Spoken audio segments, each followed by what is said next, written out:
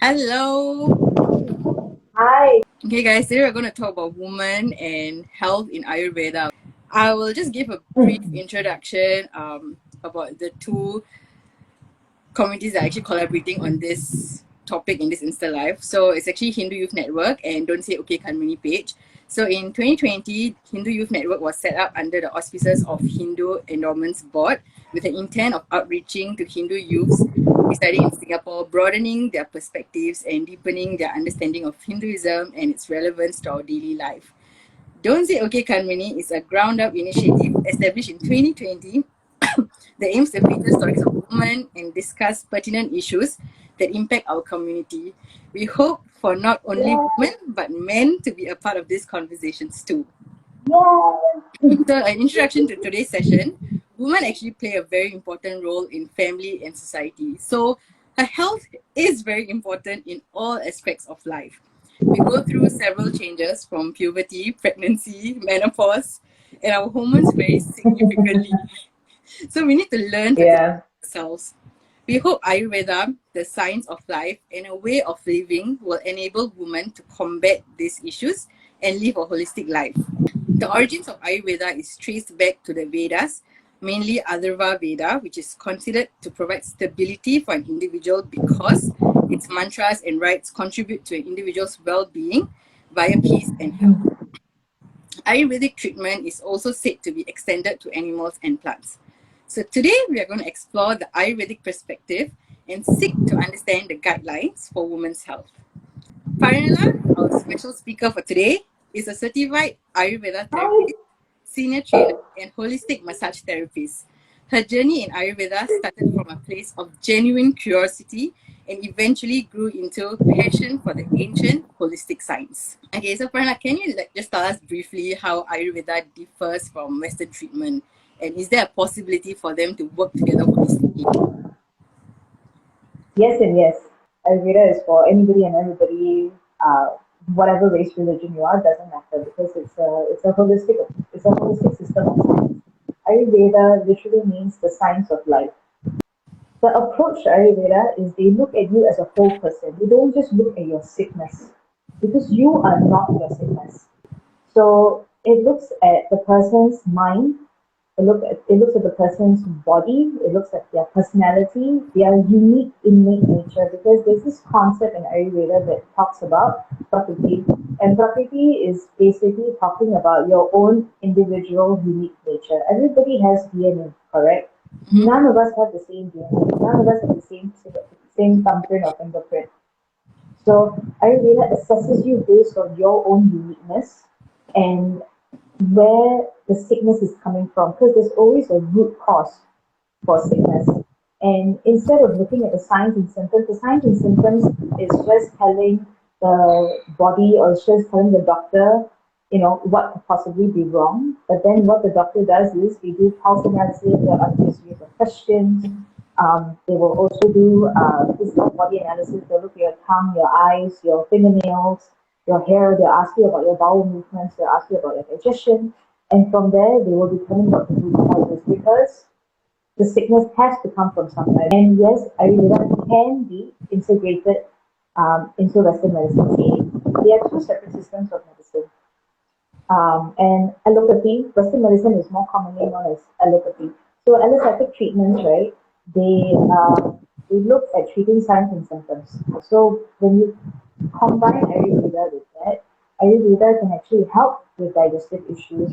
Ayurveda can help with your immune system issues, and then um, also incorporating simple exercises, even something as simple as chanting a mantra. Whatever mantra that brings you peace.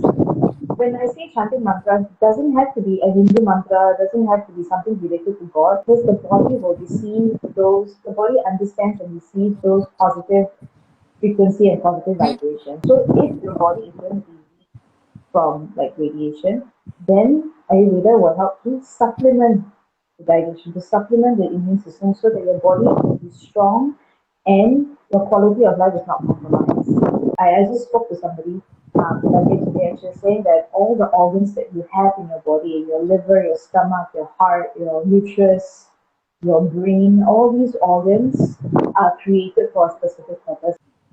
And in order for them to serve you well, okay, you need to take care of them. It's as simple as that. If you don't take care of them, then they become weak, they become dysfunctional, that's when you fall sick, you become ill, and so on and so forth. In Ayurveda, we call this taking care of your doshas, vata, pitta, kapha. So the doshas, right, they represent the five elements in the universe: air, water, fire, wind, and space. And these five elements, they not only exist within us in our five senses, in our bones, in our muscles, in our blood, but they also help to govern circulation, they govern digestion, they govern the metabolism. And metabolism is not only for losing weight, just FYI. Okay, metabolism is a process that happens in the body where it allows your body to create energy and to eliminate unnecessary waste. It also helps to keep your senses vibrant, it keeps your mind sharp, it keeps your immunity strong. It supports your ojas. Ojas is a term in Ayurveda that means your vitality, Okay. what you And when we choose to talk eat. about taking care of ourselves, Mm. I think one of the major things, Yeah. especially in today's society, is like food and dietary and all this kind of things, right? So like, how is like Yeah. one's diet actually like linked to their overall well-being, and like what can women do to actually add to their diet to like help their and nurture their overall well-being? Everybody's body has different capabilities, strengths, and weaknesses. You need to understand what your body is capable of. And it's so important, especially with food, because when Ayurveda says, right, when you eat food that's good for you, you genuinely feel good. Like you feel energized, you feel much lighter, you feel clear headed, and you actually feel like um, you just feel good overall. Okay. As for women, right, because we have two extra hormones to process compared to men. Let's just put it out there. We have estrogen and progesterone to process, and having these two hormones um, makes us very sensitive to a lot of things. Throughout the entire month, if you track your menstrual cycle, you have your follicular phase, you have your ovulation phase, your luteal phase, and then you have your bleeding phase, basically. And during each of these phases during the month, our hormones will fluctuate. It will go up, it will go down. So when that happens, our moods will fluctuate as well, our appetite will fluctuate, our metabolism will fluctuate. In order to manage that change, in order to adapt to all these intense waves of appetite and emotions and all these things, it's important to have a certain type level of consistency in your life. Consistency in the sense that make sure you go to bed on time, make sure you get enough sleep. The most important thing. And when it comes to food, taking foods that are clean and healthy in the sense that you have your rice, you need to have your vegetables, and you need fat. Good fat helps to support your hormones. Good fat supports your brain because your brain is 60% fat. Huh? It keeps your brain juicy. And in that sense, it also ensures that your cerebral activity, your nervous system is all well regulated because the fat protects your nerves. The fat also helps to lubricate your organs, your tissues. It keeps everything in your body moisturized. We always complain about dry skin and we're constantly trying to moisturize with serums and creams. You need to keep your inside moisturized as well, and fat does that. So don't eat when you are upset, don't eat when you're angry, don't eat when you're sad, don't eat when you're bored, because you are basically giving your body extra work. For women, especially when it comes to diet and lifestyle, we have we have to stay active. Because when you exercise, it activates all these really good chemicals in your brain, your serotonin, your oxytocin, and if you feel good, it burns the energy, it burns the unwanted fat. If you struggle with constipation, you struggle with difficult periods, just by exercising regularly, just for 20 to 30 minutes a day, it really will help to make a huge difference in your cycle. The most important thing is get your sleep regulated first. Then you can start focusing on having enough energy to exercise, and then you can focus on changing your diet. These are all like physical wellness and physical health, right? what about mental wellness? What is Ayurveda's take on mental wellness, and what are some guidelines on maintaining it as well? Your gut, so which regulates your metabolism, Mm-hmm. has an effect on how your mind um, functions. So Ayurveda, right? There are 8 different branches of Ayurveda, like eight different specializations in Ayurveda. One of them being psychiatry and psychology. In psychiatry and psychology, they talk about hallucinations, they talk about insanity, they talk about mania. It's really all about slowing down and using different types of herbs. One of the things they talk about is smoking your environment. You know, like Indian beer samarani, right? Yeah. So purifying your environment, okay, keeping your environment clean, keeping your space very sacred. When we talk about anxiety, it's all about finding ways to relax, finding ways to slow down.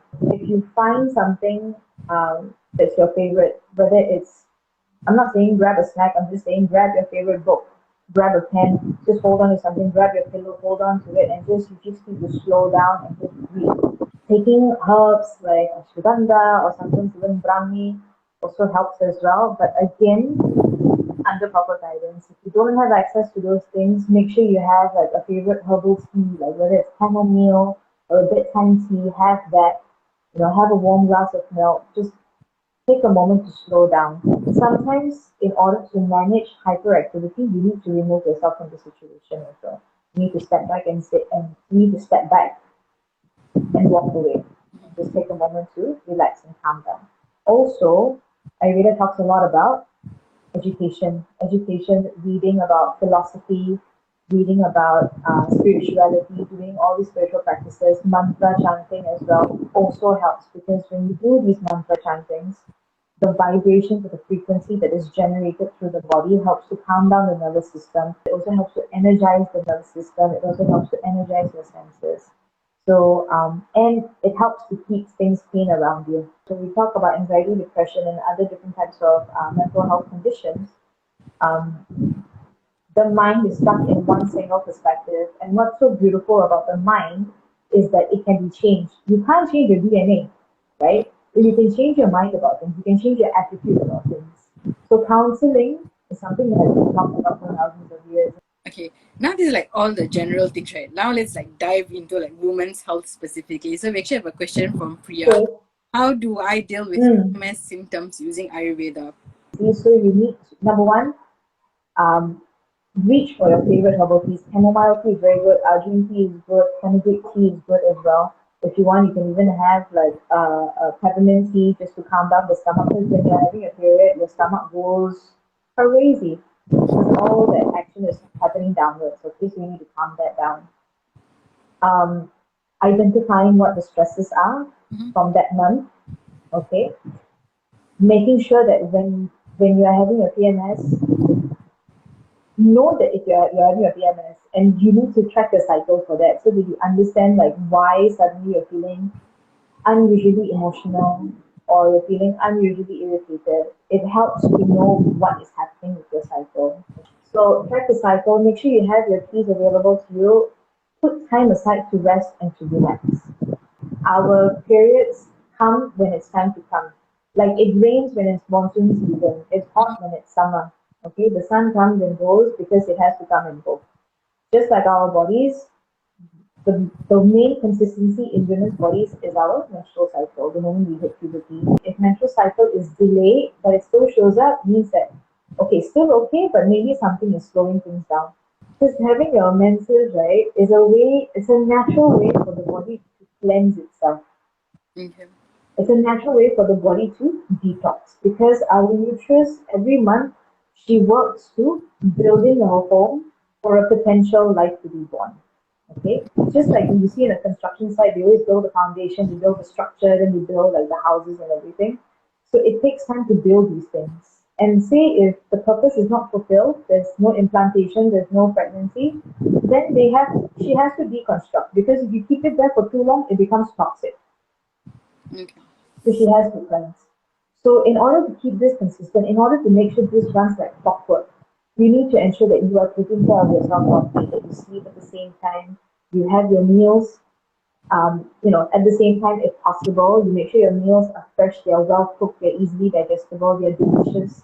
You also make sure that you get enough rest, you get enough activity, and that your body is operating at an optimal level. Like your body knows when to sleep, it knows when to feel hungry, and it knows when to be active, and it knows when to rest as well. Ayurveda talks about all these things. And a lot of people think that it's a system of medicine. Yes, it's a system of medicine, but at the same time, if you look at the basic philosophy and the understanding of Ayurveda, it just wants you to be happy. It wants you to be as blissful as possible. The definition of health in Ayurveda for man, woman, animal, giraffe, elephant, or dog doesn't matter, is when your your tissues are all balanced, when your metabolism is balanced, when your mind, your body, your soul, they're all connected to each other and running as one single unit, that's when you have, that's when you're considered healthy. Let's move on to something that's very upcoming now. Like when people, I mean, in the past there's not much information on PCOS, but now information is at the floodgates when it comes to PCOS. Everybody talks about it. So Mm. 1 in 10 women actually have PCOS. What are Ayurvedic practices that could be adopted by women who are actually suffering from PCOS? There's this one doctor called Dr. Vikraj, and he did a seminar on PCOS, and he was saying that regulating your sleep helps. Regulating your sleep helps because it helps the body to rest, it helps the body to detox whatever toxins that need to be flushed out. It has time to travel to the necessary excretory channels to flush out the next day. And when your body rests, it also becomes stronger in the process to deal with the symptoms of PCOS. Because PCOS, PCOD, all these things are a result of uh, lifestyle impacts. So you want to keep her as healthy as possible. You want to take care. If you know you have PCOS, then take the necessary steps. Don't just rely on medicine. Don't just rely on herbs. You need to take it out and you need to make yourself healthy. So sometimes it helps to eat light for a week. Sometimes it helps to do a bit of fasting every once in a while just to give the digestion a rest. But it always helps to sleep and to rest and to allow your body to detox. So Definitely. yeah. Okay, before we wrap this up, just one last question. How can women incorporate 3 different Ayurvedic practices into our everyday lives? 3 that you would highly recommend. So the first thing you can do is really take care of your oral health. And oral health in Ayurveda is a big deal because digestion starts in the mouth. It doesn't start in the stomach, it starts in the mouth. So apart from brushing your teeth well, okay, the next thing you want to do is tongue scraping. Tongue scraping is extremely important. I can't stress this enough. It's so important because it not only removes toxins from your tongue, but it also helps to remove toxins within the gut itself. If you think of your tongue as a carpet, right? Mom always wants to keep the carpet clean because you don't want to track dirt into the house. Yep. Okay? So if you think of your tongue as a carpet to your body, if your tongue is clean, body is going to absorb clean things. If your tongue is dirty, then the dirt is going to go in, it's going to cause digestive issues. The mouth has its own immune system. Okay, mouth has its own immune system, gut has its own immune system, uterus has her own immune system as well. So oil pulling is something I would highly recommend. You don't have to do it for too long. If you go on Google, they will tell you do for 10-15 minutes. Nobody has time for that. So you just do for 2-3 minutes a day, every day, also helps as well. Okay, so tongue scraping, oil pulling, extremely important. And the next thing that I would love for everybody to do is spend some time to do a self oil massage. Okay, it can be done in 10-15 minutes. The whole act of doing a self massage is known as abhyanga. Another term is called like snehana. Sneha means oil. Sneha also means love. Like really take time to appreciate your body and to love your body. It also helps with um, to a certain extent. It also helps to improve your the confidence and the love for your body as well. Because you are only here because your body is functioning. Your body is not functioning, like we won't be having this conversation. You need your body to be able to you need your body to be a constant companion and to be your best friend, to take you through this wild and amazing, crazy journey we call life. So you have to take care of it. It's all about quality of life when we talk about Ayurveda. It's not about dealing with sickness. It's about having that quality of life that allows you to live as blissfully as possible Definitely. and as happily as possible. Definitely. Thank you so much for all the knowledge that you've shared with us today. I think I learned a lot today just by having this Yeah, conversation. oh, thank God. So I'm sure that everyone who was watching it also took away something from this, and I'm very sure they will put it into practice as well. So thank you so much, Parnella. Yay. And for you guys who are watching this live, you guys can follow Hindu Youth Network and don't say okay Kanmani on Instagram as well. So we'll see you guys soon. Thank you so much. Thank you, everyone. Thank you. Have a nice Sunday. You too. Thank you. Bye. Bye.